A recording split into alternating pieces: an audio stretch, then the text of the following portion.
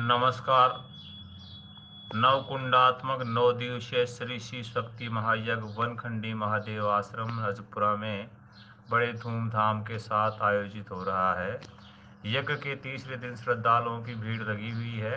यज्ञ में 9 दिन तक अखंड भंडारा सुबह से 11 बजे से 4 बजे तक सत्संग आयोजन किया जा रहा है। सर्व समाज, आसपास की जनता, ग्राम पंचायत रजपुरा, प्रेमपुरा, अन्य गांवों के सहयोग से किया जा रहा है। ज़्यादा से ज़्यादा भक्तगण पहुंच रहे हैं और देश की सुख, चैन, शांति, अमन के लिए यज्ञ का आयोजन किया जा रहा है। संदेश भी दिया गया है, प्रेम, प्यार, सुख, चैन की वर्षा होती रहे और निरंतर इसी प्रकार से श्रद्धालुओं में एकता, अखंडता का संदेश जाता रहे। ये आयोजन कैसे किया जा रहा है सर? जी, ये आयोजन किस प्रकार से किया जा रहा है? नौकुंडी जो 9 दिवसीय महायज्ञ है वो शिवखंडी महादेव जी के आश्रम में हो रहा है। महाराज जी भैरवानंद जी के सानिध्य में जो यज्ञ हो रहा है, आज तीसरा दिन है। श्रद्धालु बड़े उमंग के साथ 2 दिन से काम करे हैं और अब आहुति चल रही है और यहाँ 9 दिन तक अखंड भंडारा है और सभी जाति के सबके सहयोग से आसपास के गांव के भक्त और जनता जनार्दन के सहयोग से भंडारा आयोजन हो रहा है।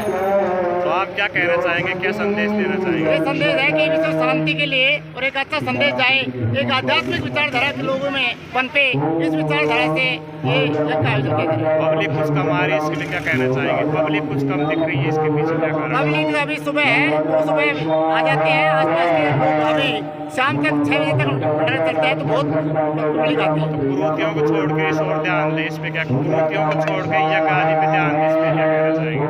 कुरीतियों के छोड़कर लोग हैं जो आज आध्यात्मिक क्षेत्र में लोगों को रुझान बना है। आज राम राज्य की तरफ जनता जनार्दन भगवान के प्रति एक आस्था झलक रही है।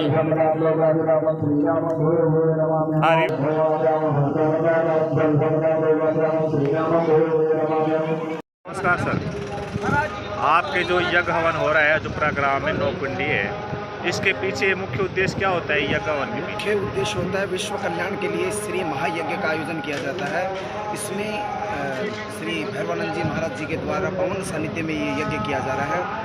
इस यज्ञ में 9 दिवसीय श्री शिव शक्त्यात्मक रुद्र महायज्ञ का ये आयोजन समस्त ग्राम जनता के द्वारा किया गया है। इस यज्ञ का मुख्य उद्देश्य है कि गांव में शांति कायम हो और रोग पीड़ाओं से निवारण हो, इसलिए श्री महायज्ञ का आयोजन किया जा रहा है। पूर्ववत बहुत दिनों से श्री भैरवानंद जी महाराज आपके कहने का तात्पर्य है प्रेम, प्यार, सुख, चैन, समरसता और शांति का संदेश देने के लिए हवन और यज्ञ किए जाते हैं। जी, लेकिन इसका वैज्ञानिक दृष्टिकोण देखे जाए तो वर्षा के लिए वैज्ञानिक दृष्टिकोण से इस यज्ञ से जो घी की आहुतियाँ जो लगती हैं उससे बादलों का निर्माण होता है। बादलों से जल के तो यज्ञात भवति पर्जन्यात भवति संभव है। यज्ञ से पर्जन्य वर्षा होने की संभावना होती है और फिर अन्न की उत्पत्ति होती है, इसलिए यज्ञ का ये आयोजन किया जा रहा है। सर, ये देखने में आएगा शैले शैले ने माणिक्यम मोक्तिम ने गजे गजे साधु ने सर्वत्र चंदन ने बने बने। साधु तो बहुत होते हैं लेकिन कोई साधु यज्ञ करा पाता है, इसके पीछे क्या कारण है?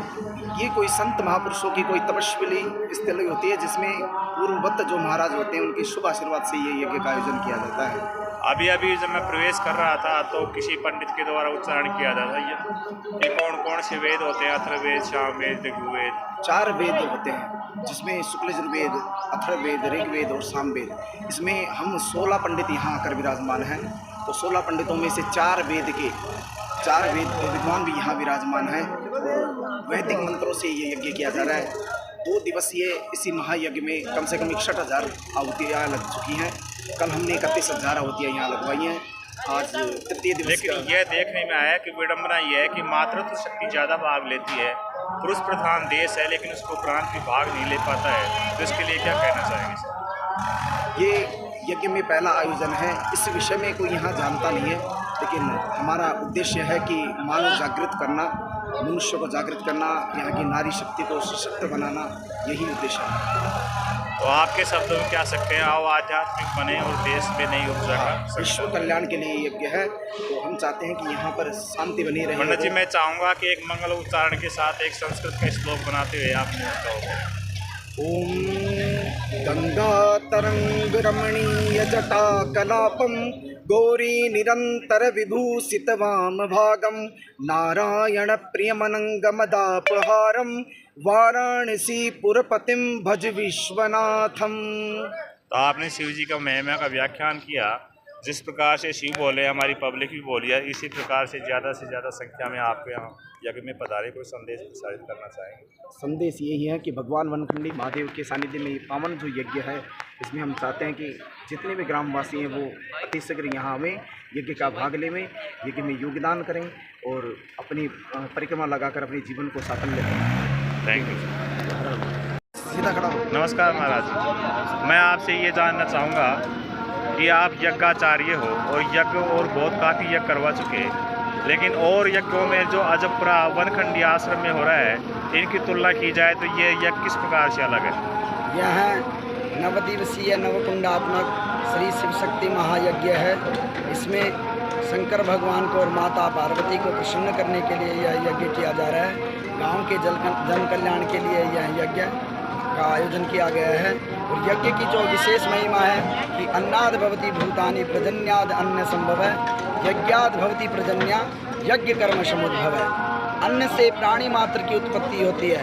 प्राणी मात्र का जो जीवन है अन्न और जल से ही चलता है, तो प्राणी मात्र की उत्पत्ति अन्न और जल से ही होती है। अन्नाद भवति भूतानि प्रजन्याद अन्न संभव है, और बारिश से ही अन्न संभव है।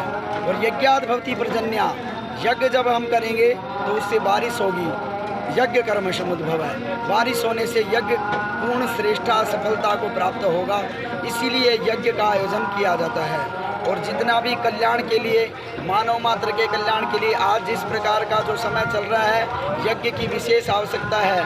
प्रकृति के साथ जो भी दोहन हो रहा है, उसका अपन जो लाभ प्राप्त कर सकते हैं वो यज्ञ के द्वारा ही प्राप्त कर सकते हैं। मैं महाराज जी आपको बीच में रोकना चाहूँगा, क्षमा प्रार्थी हूँ।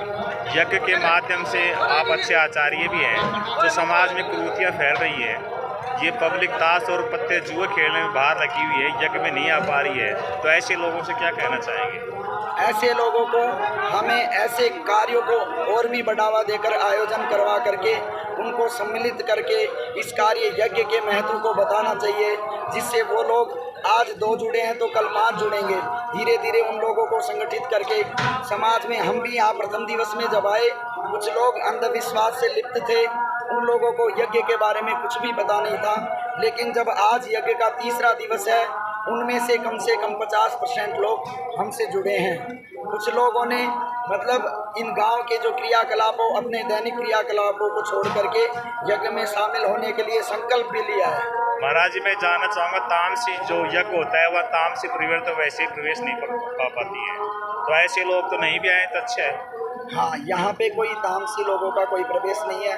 जो भी अपने यज्ञ में 4 वेदों का विशेष महत्व बताया गया है, सामवेद, अथर्ववेद, यजुर्वेद में ज़्यादा महिमा। यजुर्वेद, सामवेद और अथर्ववेद।